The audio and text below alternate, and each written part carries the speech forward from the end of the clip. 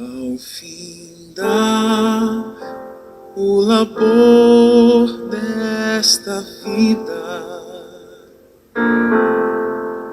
quando a morte ao teu lado chegar, que destino há de ter a tua alma?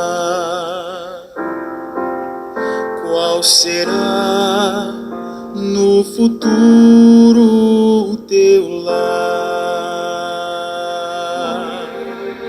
Existem milhares de entusiastas do faça você mesmo, que estão preparados para lidar com os trabalhos em casa em vez de contratar os serviços dos especialistas. Eles compram as ferramentas e equipamentos necessários e muitos estão confiantes de que, dadas as devidas instruções, eles podem realizar o trabalho sozinhos. Outros estão dispostos a pagar mais e convidar aqueles que têm experiência para fazer o encanamento, o trabalho elétrico, instalar o ar-condicionado ou colar o papel de parede. Eles estão convencidos de que nunca poderiam fazer um trabalho tão bom, preocupando-se em cometer erros dispendiosos e, para ficarem tranquilos, contratam o serviço daqueles que realizam esse trabalho todos os dias com habilidade e segurança, dando a garantia do trabalho bem feito. Em assuntos espirituais é a mesma coisa. No mundo eclesiástico, independentemente da religião, somos constantemente encorajados a fazer, a pagar, a rezar, a assistir, a praticar, e nunca chegará o momento em que saberemos que conseguimos o suficiente.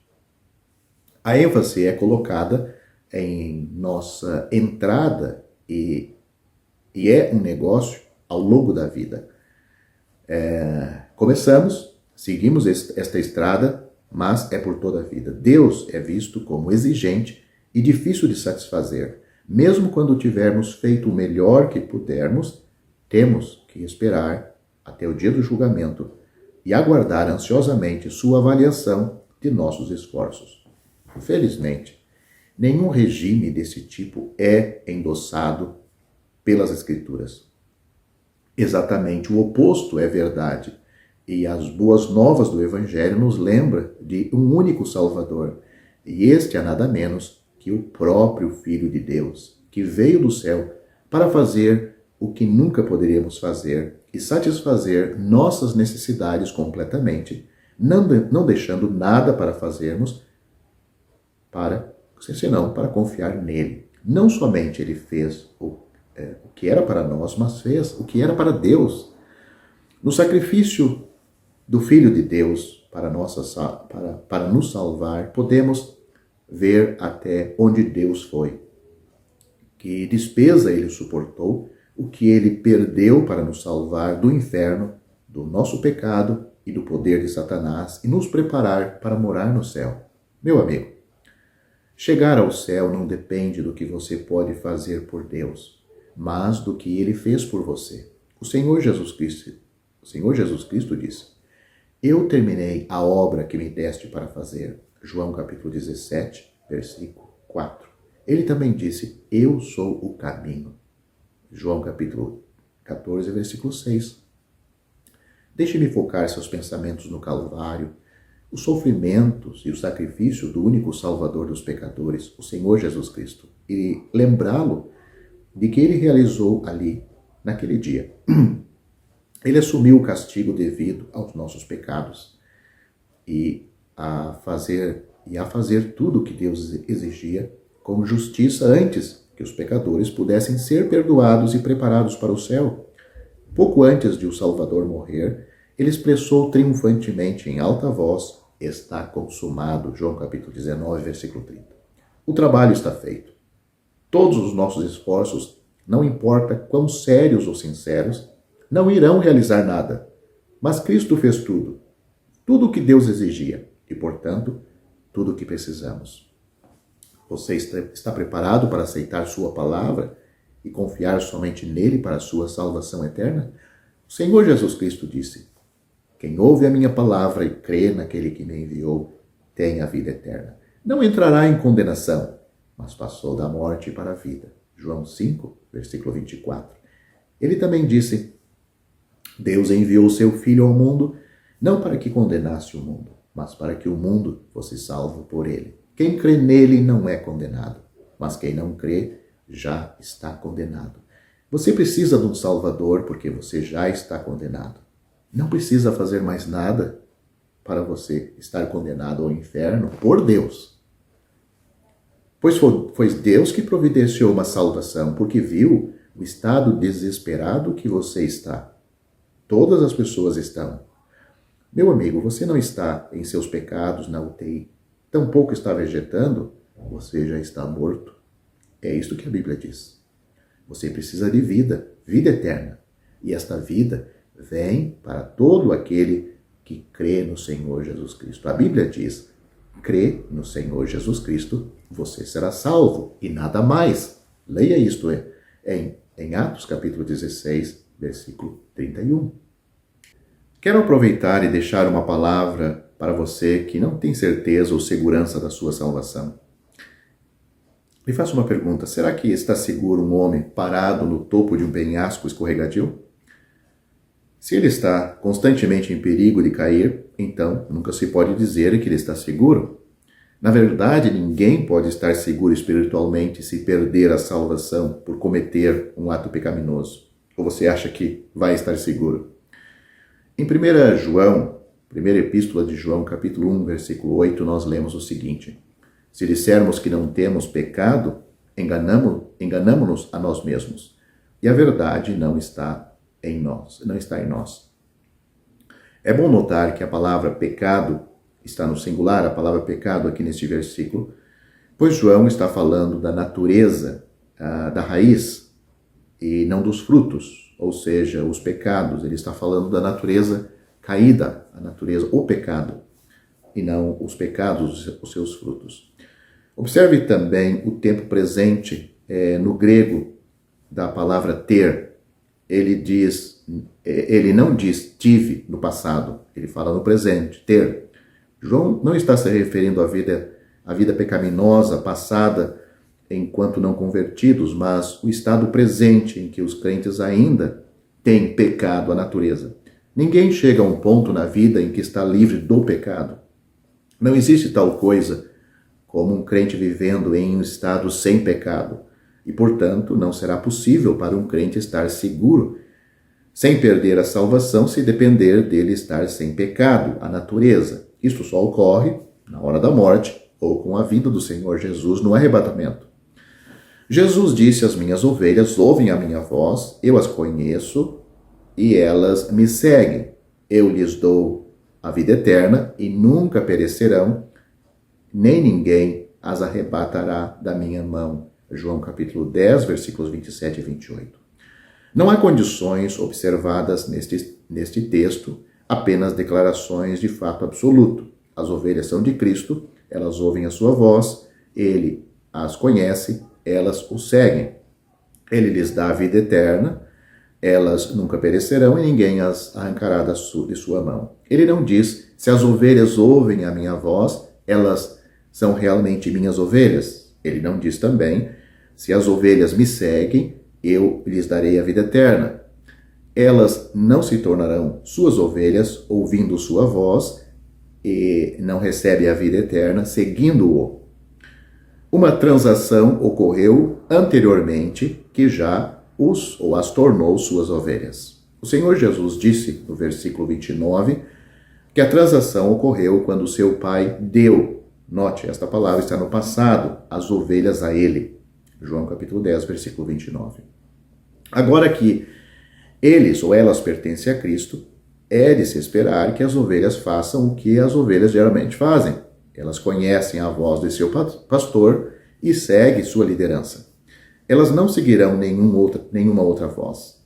Ele deixou isto claro nos versículos 4 a 5.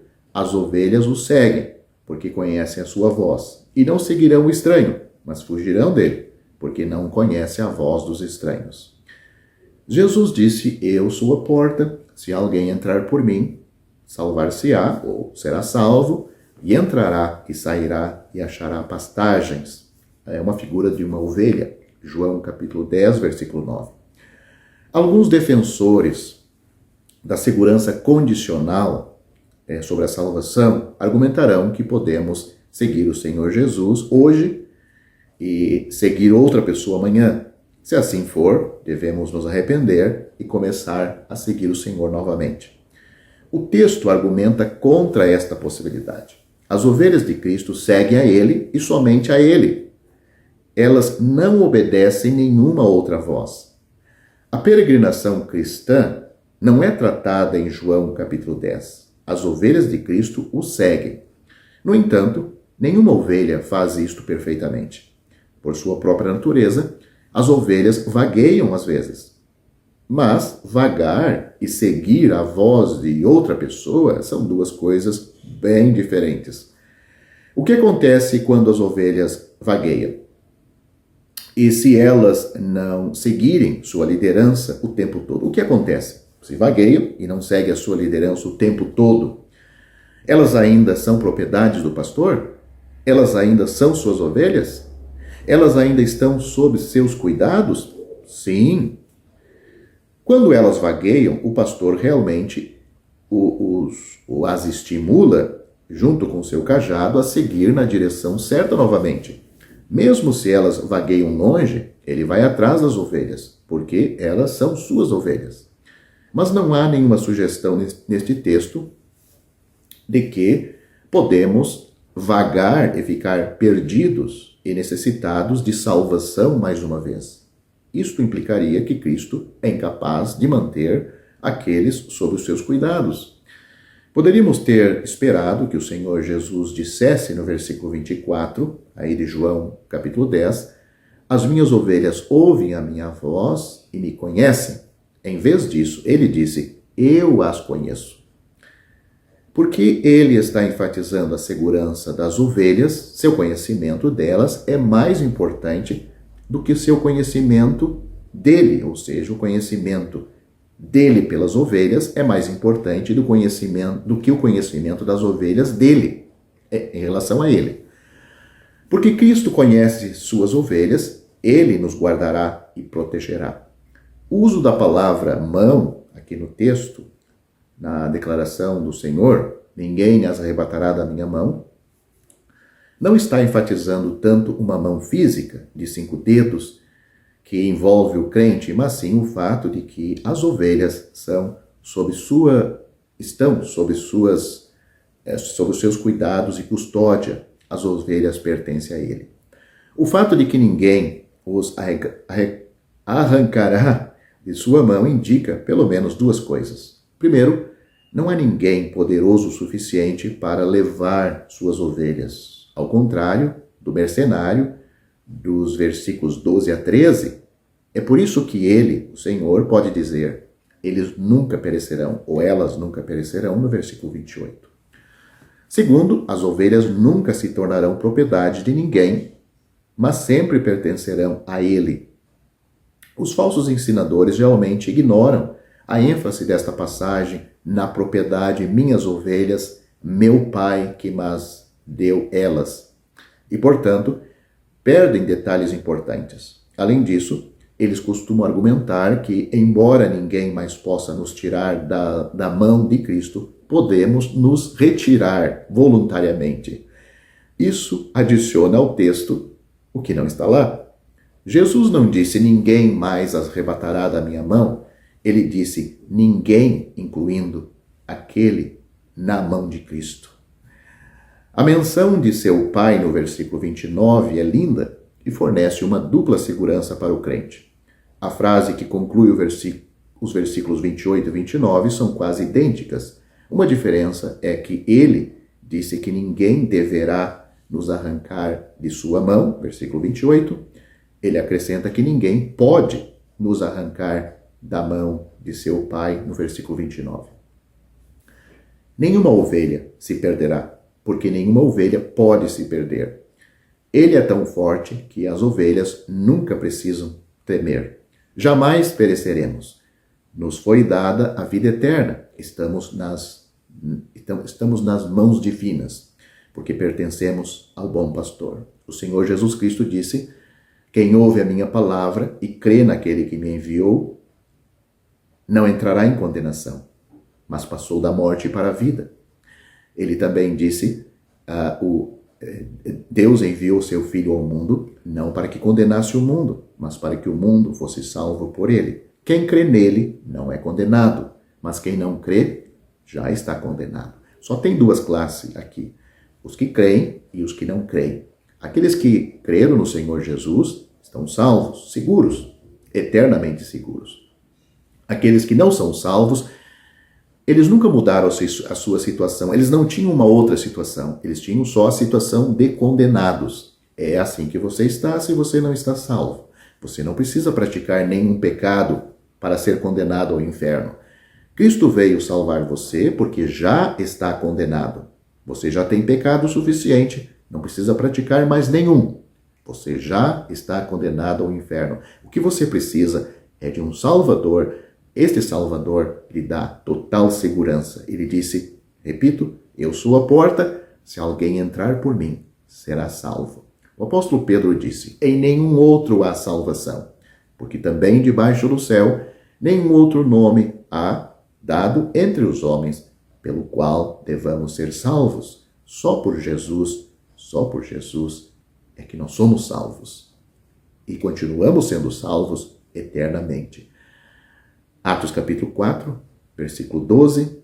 Você, querendo ser salvo, você tem que crer no Senhor Jesus Cristo. Você também será salvo. Atos capítulo 16, versículo 31.